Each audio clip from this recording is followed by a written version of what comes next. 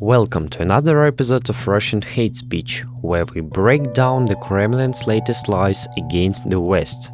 By the end of October 2025, Russian federal TV channels had intensified their intimidation rhetoric, moving from attempts to justify aggression to open threats of war, including nuclear hints. Propagandists and talk shows promoted messages about the so-called inevitability of conflict with NATO, Russia's moral right to preemptive aggression, and its alleged energy superiority capable of subjugating Europe.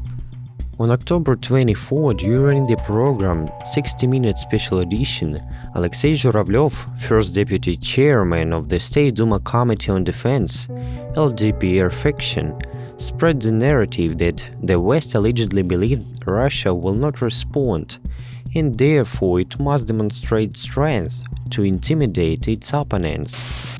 In the end, they must clearly understand that they think we won't respond. They stubbornly believe we won't do it. I don't know where they got that from.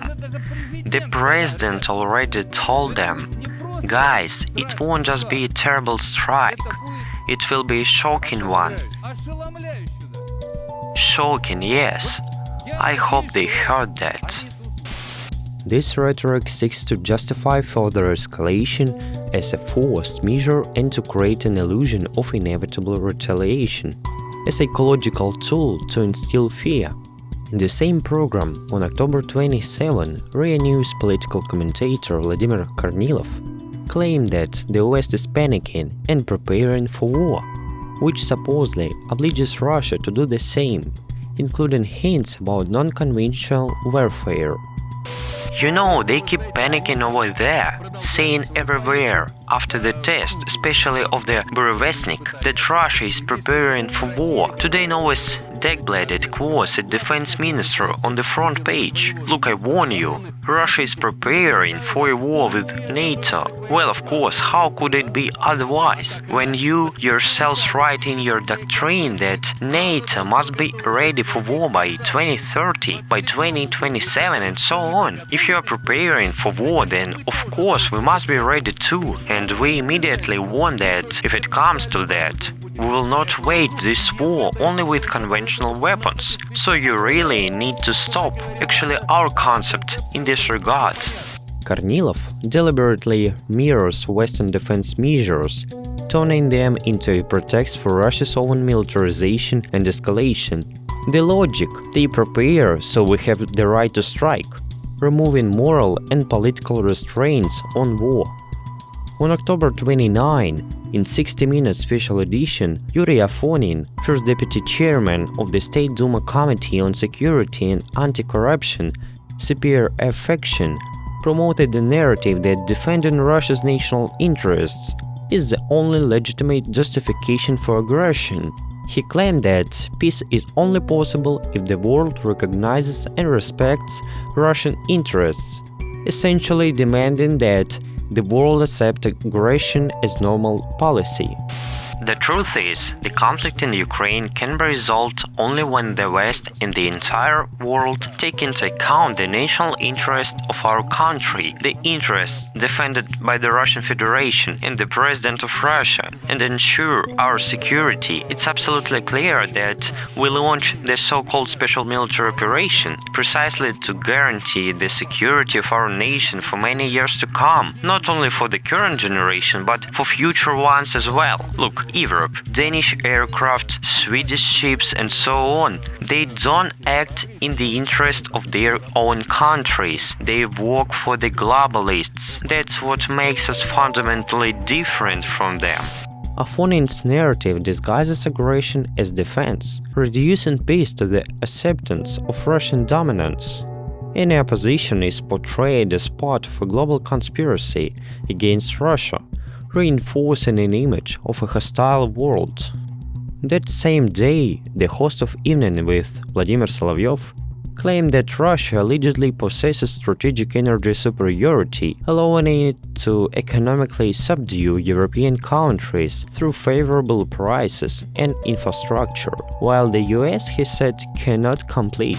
For Europe, for example, parts of which are already being cut off, well, Hungary, and if Serbia and Slovakia also leave, as we discussed yesterday, Ireland is still on the other side.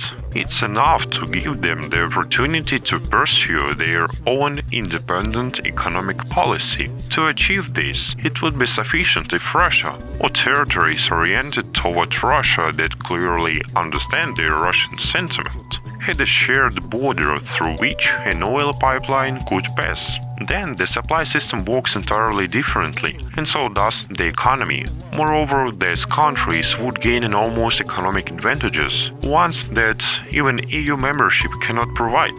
Enormous advantages, because we could supply them with energy resources at such prices that the United States could never complete, simply due to technology and delivery costs. Vladimir Solovyov manipulates energy as a weapon of influence, fueling the myth of the inevitable benefits of cooperation with Russia and sowing doubts about EU unity. The next day, October 13, 60-minute special edition, Alexei Zhuravlev portrayed Russia as a global superpower allegedly capable of waging any war, while accusing the West of sabotaging peace by refusing compromise. Okay, let's imagine for a second that Ukraine is finished. Everything is moving in that direction. So then what? What will we do next? We're doing this to show that let's end the proxy war too. Because after that, if you start something, we have everything for it. We can wage any war you want. So let's stop. That's what it's about. They don't want that yet. They don't want to compromise with us, not even a little. We talk about security, they don't. Take Macron, for example. He just called some kind of peace summit or whatever he's doing in Paris, and besides his brilliant ideas, there are, so to speak, the brilliant minds of the world. There is Sandu and others who will say what they plan to do, how they plan to conquer the Russian Federation. This rhetoric blends a show of force with a fake call for peace, presenting Russia as a peacekeeper while blaming the West for the continuation of war. Kremlin propagandists collectively justify aggression through narratives about the Western threat, preemptive war, and Russia's moral superiority, aiming to legitimize escalation and preserve domestic support for the war. Thank you for joining us today. Stay tuned for the next episode of Russian Hate Speech, where we will continue to expose Kremlin's war on reality.